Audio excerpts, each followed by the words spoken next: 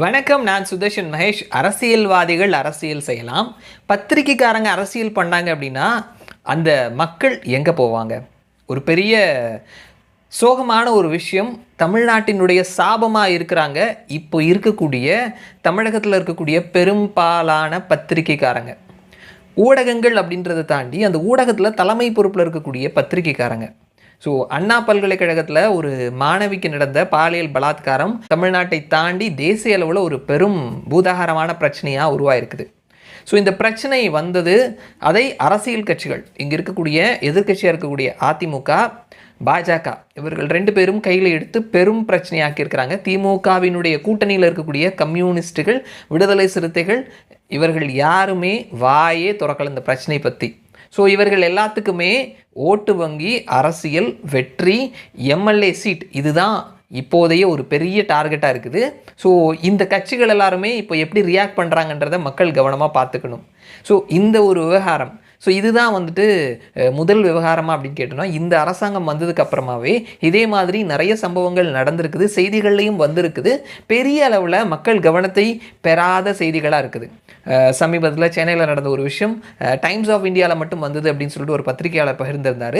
So இந்த மாதிரி சம்பவங்கள் நடக்கிறதும், அது நாளிதழ்களில் வர்றதும், நியூஸ் பேப்பர் படிக்கிறவங்களே இப்போ நிறைய குறைஞ்சிட்டாங்க அப்படின்றதுனால அதை தாண்டி பெரிய அளவில் இது பேசு பொருளாக மாறாமல் செய்யக்கூடிய வேலையை இங்கே இருக்கக்கூடிய ஊடகவியலாளர்கள் செஞ்சுட்டு இருக்கிறாங்க. ஸோ இந்த மாதிரி ஊடகவியலாளர்கள், ஸோ அவர்கள் இன்றைக்கி கிடையாது, அதிமுக அரசாங்கம் இருக்கும் பொழுது சின்ன பிரச்சனைனாலும் அதை பெருசாக பூதாகரமாக எடுத்து கொண்டு போய் காட்டுறதும், திமுக அரசாங்கம் வந்ததுக்கப்புறமா அந்த அரசாங்கத்திற்கு ஆதரவாக எந்த பிரச்சனையும் மக்கள் முன்னாடி கொண்டு போகாமல் தடுக்கக்கூடிய வேலையும் இங்கே இருக்கக்கூடிய பத்திரிகையாளர்கள், ஊடகங்கள் தாண்டி பத்திரிகையாளர்கள், பத்திரிகை துறையினுடைய டாப் மோஸ்ட் பதவிகளில் இருக்கக்கூடியவர்கள் அவர்களினுடைய அஜெண்டாவை வைக்கிறாங்க. அது அம்பானியினுடைய நியூஸ் 18 இருந்தாலும் சரி, புதிய தலைமுறையாக இருந்தாலும் சரி, விகடன் மாதிரியான பத்திரிகைகளாக இருந்தாலும் சரி, எல்லா இடங்கள்லையும் இவர்கள் தான் இருக்கிறாங்க. ஸோ விகடன் மாதிரியான பத்திரிகைகள் 80% திமுகவுக்கு ஆதரவாக பேசினாலுமே ஒரு 20% இந்த மாதிரியான பெரும் பிரச்சனைகள் வரும் பொழுது அந்த அரசாங்கத்தை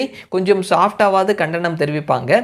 மற்ற பத்திரிகைகள் எல்லாருமே இந்த அரசாங்கம் இந்த விஷயத்தில் என்ன நடவடிக்கை எடுத்தாங்க, இந்த பிரச்சனை வெளில வந்துருச்சு அப்படின்னா வெளியில் வந்து பிரச்சனையை மறைக்க முடியாது. ஸோ அதற்கு இந்த அரசாங்கம் எவ்வளோ விரைவாக நடவடிக்கை எடுக்கிறாங்க அப்படின்னு சொல்லிட்டு அப்போவும் இந்த அரசாங்கத்திற்கு சார்பாகவே தான் வேலை செஞ்சுட்டு இருக்கிறாங்க. அதுலேயும் குறிப்பாக பர்சனலாக அந்த பத்திரிகையாளர்களினுடைய ஃபேஸ்புக், எக்ஸ் ஹேண்டில்லாம் நம்ம பார்த்தோம் அப்படின்னா உண்மையாகவே இவர்கள் என்ன மாதிரியான வேலை செய்கிறாங்க அப்படின்னு சொல்லிட்டு ஆத்திரம் அவ்வளோ பொங்குது. நெல்சன் சேவியர்லாம் பார்த்தோம் அப்படின்னா அண்ணாமலை சாட்டையால் அடிச்சுக்கக்கூடிய போராட்டம் பண்ண போகிறேன் அப்படின்னு சொல்லி அறிவித்த உடனே திராவிட மண் எப்படியெல்லாம் மக்களை முன்னேற்றி கொண்டு வந்ததுன்னு தெரியுமா? மக்களுக்கு செருப்பு போட சொல்லி கொடுத்தது நாங்கள் தான், ஸ்கூலுக்கு கொண்டு போனது நாங்கள் தான், சாட்டையால் அடிக்கிற சமூகத்தையும் நாங்கள் திருத்தி கொண்டு வந்தது நாங்கள் தான். நீங்கள் இந்த மாதிரி நாங்கள் எல்லாத்தையும் முன்னேற்றி கொண்டு வந்திருக்கிறோமே, நீங்கள் இந்த மாதிரியான போராட்டங்கள்ன்ற பேரில் சாட்டை எடுத்து அடிக்கிறது இந்த மக்களை பின்னாடி இழுத்துட்டு போகிற மாதிரி இருக்குதே அப்படின்ற மாதிரி வலுவான முட்டு கொடுத்து நிற்கிறாரு. உண்மையாகவே இந்த மாதிரியான பதிவுகளை பார்க்கும் பொழுது ரொம்ப ரொம்ப ரொம்ப ஆத்திரமாக வருது. நீங்கள் என்ன வேலை செய்கிறீங்க?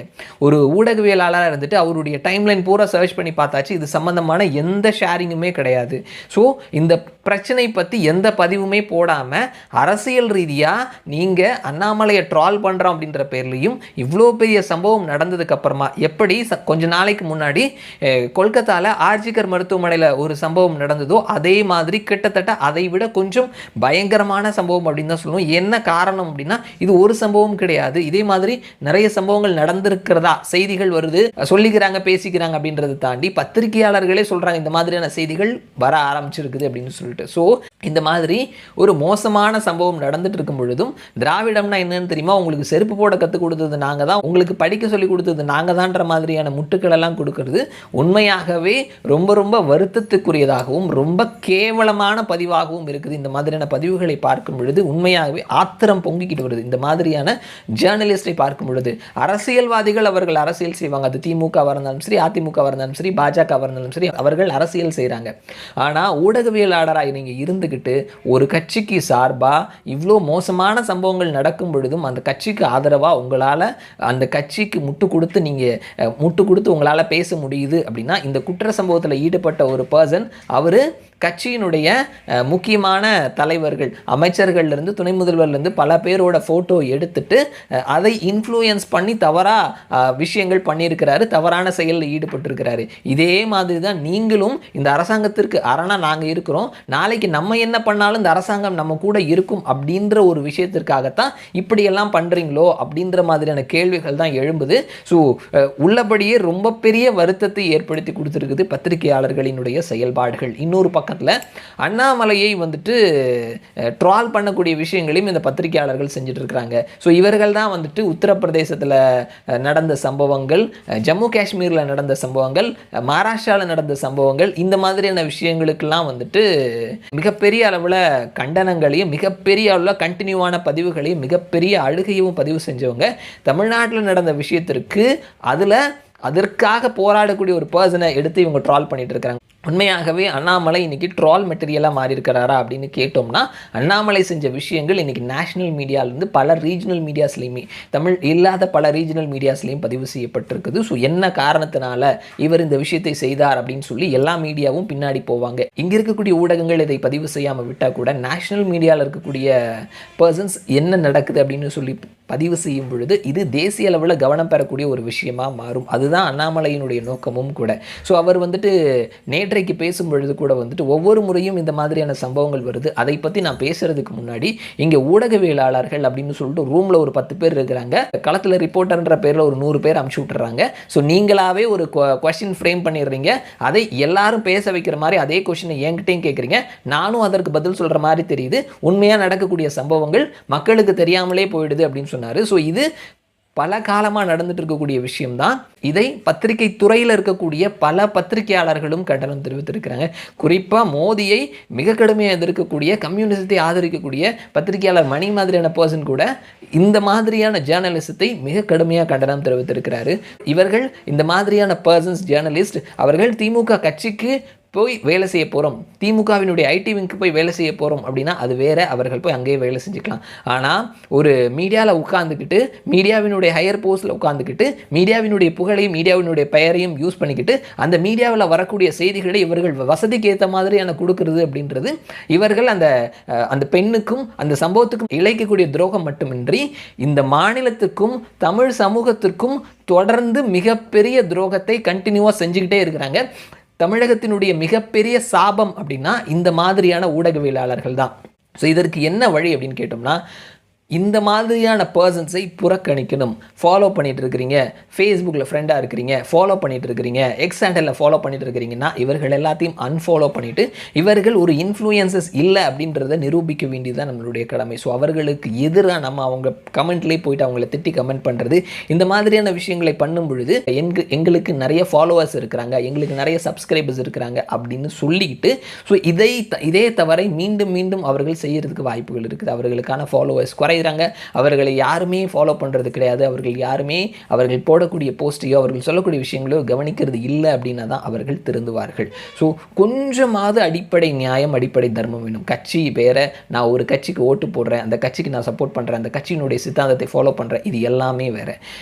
இது எல்லாத்தையும் தாண்டி அந்த கட்சிகள் தொடர்ந்து தவறுகள் பண்ணும் பொழுது ஒரு பத்திரிகையாளனா அதை பதிவு செய்ய வேண்டியது அவர்களினுடைய கடமை மட்டும் கிடையாது, பொறுப்பும் கூட. ஸோ இது எல்லாத்தையும் உதறி தள்ளிட்டு இன்றைக்கு இந்த மாதிரியான ஒரு படிக்கக்கூடிய மாணவி அவர்களுக்கு நடக்கக்கூடிய அநீதிக்கு எதிராக நின்று நீங்கள் வாய்ஸ் கொடுக்குறீங்க அப்படின்னா, இதே மாதிரியான சம்பவங்கள் நாளைக்கு உங்கள் வீட்லேயும் நடந்தது அப்படின்னா, இதே மாதிரியான அரசாங்கம் ஆண்டுட்டு இருக்கும், உங்களுக்கு ஃபேவரான ஒரு அரசாங்கம் ஆண்டுட்டு இருக்கும் பொழுது இப்படி நடந்தது அப்படின்னா இதே மாதிரி நீங்கள் வாய்ஸ் கொடுப்பீங்களா அப்படின்ற ஒரு கேள்வி தான் இருக்குது.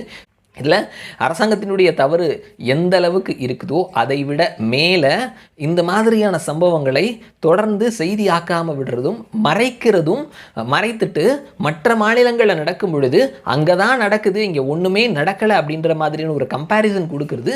நீங்கள் யாருக்காக வேலை செய்கிறீங்க, எதுக்காக வேலை செய்கிறீங்க அப்படின்ற ஒரு பெரிய கேள்வியாக இருக்குது. இந்த ஊடகத்தை வைத்திருக்கக்கூடிய முதலாளிகள் அவர்களும் கூட ஸோ எந்த மாதிரியான செய்திகளை நமக்கு கீழே வேலை செஞ்சுட்டு இருக்கிறவங்க கொடுக்குறாங்க, யாருக்கான செய்தியை கொடுக்குறாங்க, அதில் எந்த அளவுக்கு உண்மைத்தன்மை இருக்குது அப்படின்றத உணர வேண்டிய பொறுப்பும் இருக்குது. மக்கள் எல்லாத்தையும் பார்த்துட்டு இருக்கிறாங்க. ஸோ அதற்கான தீர்ப்பு கண்டிப்பாக மக்கள்கிட்ட இருந்து வரும். ஸோ மக்கள் உணர்வார்கள் அப்படின்னு சொல்லி நம்புவோம். இவர்களை புறக்கணிங்க, அவர்களை புறக்கணிங்கன்னு சொல்லிட்டு நான் தனிப்பட்ட முறையில் யாரையும் சொல்லலை. ஸோ நீங்கள் பதிவுகளை பாருங்கள். யாருடைய பதிவுகள் எந்த ஒரு அநீதி நடந்தாலும் அதற்கான வாய்ஸே இல்லாமல் ஒரு அரசாங்கத்துக்காக, ஒரு கட்சிக்காக வாலண்டராக தவறுகளை நடந்தாலும் அங்கே போய் முட்டு கொடுத்துட்டு நிற்கிறாங்களோ அவர்களை புறக்கணியுங்கள். அவர்கள் இந்த சமூகத்தினுடைய மிகப்பெரிய சாபம். அவர்கள் அகற்றப்பட வேண்டும். மறுபடியும் நான் உங்களை இன்னொரு வீடியோவில் சந்திக்கிறேன். அது வரைக்கும் நன்றி.